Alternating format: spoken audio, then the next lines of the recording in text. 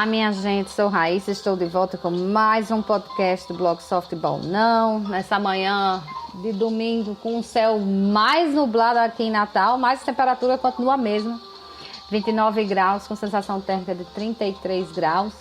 E chegando então para bater um papo sobre esse tema de relativização perigosa, é realmente muito estranho, né? A gente vive tempos muito estranhos. De um certo tempo para cá, muito mais claramente desde a eleição de Bolsonaro como presidente do Brasil, né?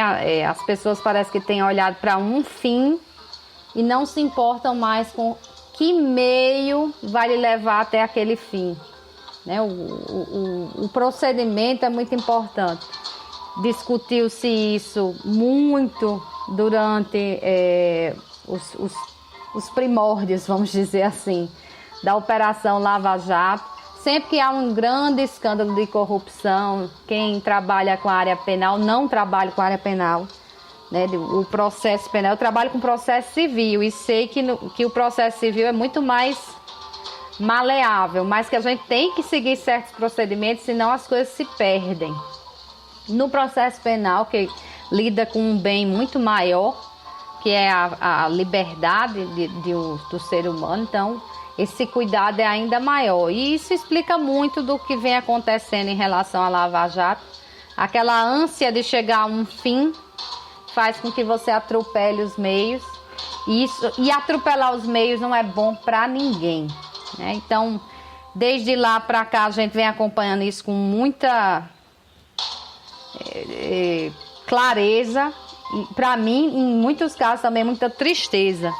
Né, viu? Deu para ver, por exemplo, uma eleição em que não se teve eleição, né, não se discutiu propostas, nada, só se havia um fim perseguido, que era tirar o governo que estava representado durante muitos anos, embora o PT já não estivesse no poder, né, era o PMDB com Michel Temer, uma grande aliança lá dando suporte, mas o que se via era isso, né, o fora PT era o fim e ninguém ligou para o meio que a gente estava utilizando para esse fim.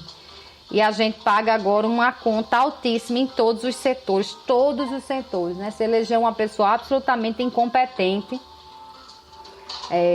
Infelizmente, o presidente eleito ele não demonstra uma única habilidade que a gente possa elogiar, né? A exceção de sua promoção pessoal com os seus seguidores, que gostam muito dessa figura grotesca, bruta, e só atrai quem ele já atrai mesmo, não consegue trazer a empatia de outros grupos. A exceção disso, não há nada mais que se possa elogiar nessa criatura em relação à sua gestão, a sua vida pessoal, o que ele faz da vida pessoal dele não diz respeito a ninguém daqui de fora. Mas como presidência da República, né? Quem ocupa o cargo, aí sim. E a gente pode ficar aqui um dia inteirinho batendo papo sobre relativização perigosa em várias áreas, né? A gente pode começar com essa questão da vacina, que agora tem sido devassada pela CPI. E aí a gente pode ir para trás, não para a vacina, para a questão dos tratamentos. Isso aí eu posso falar um pouco mais. Porque como trabalho justamente com indenizações, né, com responsabilidade civil, especialmente com erro médico, desde o começo que me assusta a quantidade de profissionais que têm receitado, prescrito, né, medicamentos que não são comprovados cientificamente como atenuantes dos casos, e pior, alguns deles com alguns efeitos colaterais até assustadores, como é o caso da hidroxicloroquina.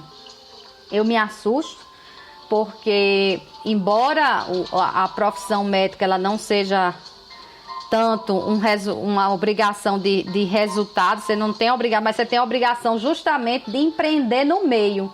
Você é obrigado a aplicar o melhor meio disponível para tentar alcançar aquele resultado. Obviamente, cada organismo é diferente do outro, é especial, é particular, e a gente não sabe como vai ser a reação a determinado invasor e a determinado medicamento.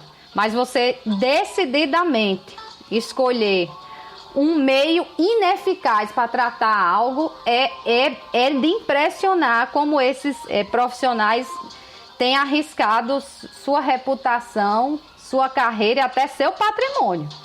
Porque se no início ainda pediam para os pacientes assinar uns termos, que é um absurdo, diga-se de passagem, entregam ao paciente um termo para ele poder receber ou tomar determinado medicamento, e não dizem não param um minuto da consulta para explicar o que é que pode acontecer ali, que aquele medicamento não tem eficácia cientificamente comprovada. Isso lá no início.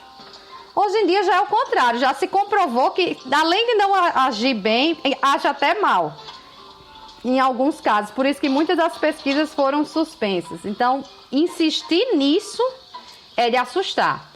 E ainda há profissionais insistindo nisso. Aqui mesmo em Natal tem um exemplo dentro da família que ouviu de médico justamente isso, que era para tomar uma ivermectina antes de sair o resultado de um exame RT-PCR. Assim que saísse era para tomar outro e era para voltar, porque se tivesse o resultado positivo, veja bem, sem ter o resultado já era para tomar o remédio de verme. Se tivesse, aí era caso de aplicar azitromicina, zinco e hidroxicloroquina. Não se olhou para mais nada desse paciente, né? Não se olhou nem pico de hipertensão, se tinha histórico na família de problema cardíaco, nada disso. Olha o nível dos fins apagando, né? Ou passando por cima, atropelando os meios. Aí a gente avança um pouco para a vacina do mesmo jeito. Se falou tanto, se tentou tanto derrubar uma vacina que era vista como concorrente política, porque, aliás, esse presidente, ele nunca foi presidente, ele sempre foi candidato, ele nunca deixou o palanque eleitoral. Então, se tinha uma vacina desenvolvida por um instituto brasileiro, mas que ele cismou que era de um rival, né, que era o Instituto Butantan, e buscou tanto ir contra a vacina, que hoje a gente tem várias vacinas disponíveis na rede pública, né? Já temos aí Pfizer, Oxford, Pfizer, aliás, Oxford, na verdade, é AstraZeneca, né? AstraZeneca, Pfizer, Coronavac, vamos receber aí a Janssen, que é da Johnson & Johnson, que é dose única, vamos receber também a Sputnik V, que é russa. Eu não sei nem se dá para dizer que é russa, que é isso, que é tanta gente participando de várias nacionalidades nesses negócios, mas é predominantemente russa, vamos dizer assim.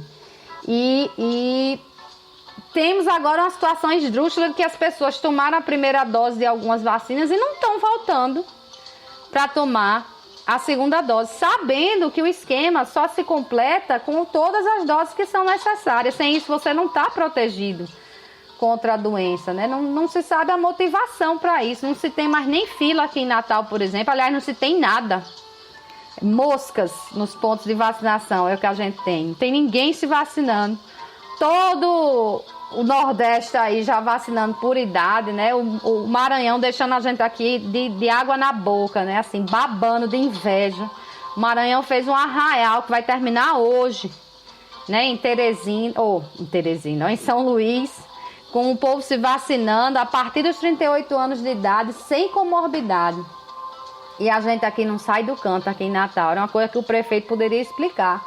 Por que não avança? Se em todo o Nordeste, até no Brasil, o Rio de Janeiro já está vacinando também por idade, só para dar um exemplo de uma que está sempre na TV, e a gente aqui não avança, né? Então, esse é mais um exemplo do atropelo, de quando você quer um fim, que é destruir um adversário, e você não empreende os meios corretos, e aí terminou por atingir outras coisas, né? E a situação do Brasil realmente é muito difícil. Outro exemplo de relativização perigosa chegou na última semana, com essa desgraçada dessa Copa América. Olha, a Copa América já foi um torneio super importante. Eu não vou nem discutir essa questão de importância ou não. Mas para que você realizar um evento que você já não tem nem calendário direito? A mesma coisa que eu digo aqui do estadual, eu estou dizendo da Copa América. Você já não tem nem calendário direito. Ninguém vive dessa competição, né? Se há um problema sério econômico, financeiro em relação aos clubes, seleção não vive disso, né? Seleção tem patrocínio, são torneios para caçar dinheiro mesmo. O caso da Copa América não muda absolutamente nada na vida daquelas seleções, disputar esse torneio. Não leva a canto nenhum, não dá vaga em nada, não dá uma posição melhor numa Copa do Mundo, nada disso. É um torneio amistoso, né? Que se mantém aí muito mais pela tradição. Não sei nem porque que se chama Copa América, porque era para ser de todo o continente americano, desde a América do Sul, Central e América do Norte. Mas não é só aqui da América do Sul. São os delírios de grandeza que até os Estados Unidos da América se chamam América. A nossa Copa, que é só da América do Sul, se chama Copa América também. Mas aí se falou muito, porque não vai ter público, mas a movimentação, que 10 seleções ao mesmo tempo num local ocasionam, viajando para lá e para cá, já se disse aí que as delegações teriam 65 pessoas. Além disso, ontem, por exemplo, eu já vinha dizendo isso, há uma cobertura internacional muito grande quando a seleção joga. Ontem acho que foi Anselmo do jornal o Globo que trouxe o número, são 2.300 jornalistas rodando para lá e para cá, isso numa situação de pandemia, com o hospital entupido. Se esse povo adoecer, vai para onde? Que a gente não tem vaga nem para os nossos, vai trazer mais essa ruma de gente de fora, sem necessidade, uma competição que não era nossa, que o presidente é que resolveu botar de novo, olha os fins, atropelando os meios, né? Querendo criar uma cortina de fumaça para ninguém discutir mais a vacina aí, e essa CPI da Covid, que ele negou a vacina 53 vezes, então é muito perigoso, né? E para terminar esse cardápio de relativização perigosa, a gente tem agora um general que participou de um ato político, porque o presidente ele não estava despachando, ele estava em cima de um trio elétrico, discussando para uma carreata lá de motos que ele tinha convocado. Isso é uma campanha eleitoral antecipada, porque aqui no Brasil a gente fecha os olhos para as coisas. E o general vai lá e discursa dizendo o quê? O teor é político.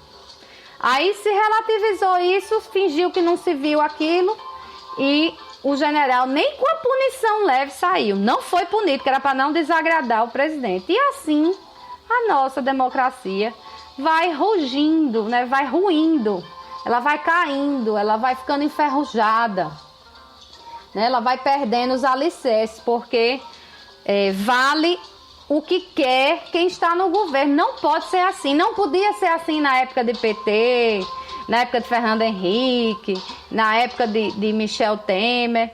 Não pode ser assim com o Bolsonaro e não poderá ser assim com os próximos que vierem mais à frente, se vierem mais à frente.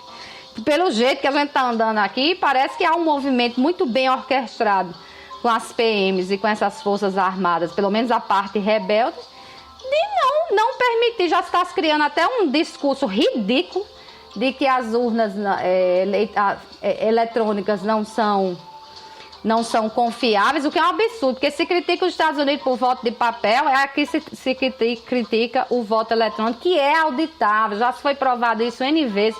Basta perguntar ao próprio PSDB, que perdeu a eleição de 2014 e depois aceitou o resultado quando foi feita a auditoria lá das urnas, né? Acompanhou tudo. Então, chega a ser ridículo isso, mas a gente vive essa relativização dizendo, não, mas é porque o objetivo é esse, vamos fingir que não está vendo. Isso não está certo, porque quando você abre o espaço para passar ali um boi, passa uma boiada, bicho, é até perigoso dizer isso, esse negócio de passar a boiada, porque o que está acontecendo aí no meio ambiente é desse estilo, mas depois que você abre a porteira, minha gente, para fechar a porteira de novo é super complicado, né? Então vem se abrindo há muito tempo esse espaço para se permitir certas coisas, objetivando um fim específico, e passa-se por fim e por cima do procedimento adequado, e só quem paga é o cidadão, né? O Estado crescendo assustadoramente, podendo fazer o que ele bem entende em relação ao cidadão, depois não chorem,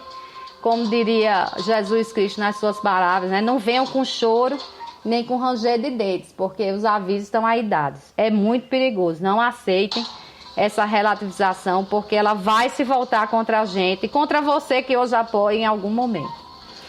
Bom, é isso, né? Renovo o convite para domingo que vem a partir das 10 da manhã, tanto sobre futebol como sobre assuntos variados. Até lá.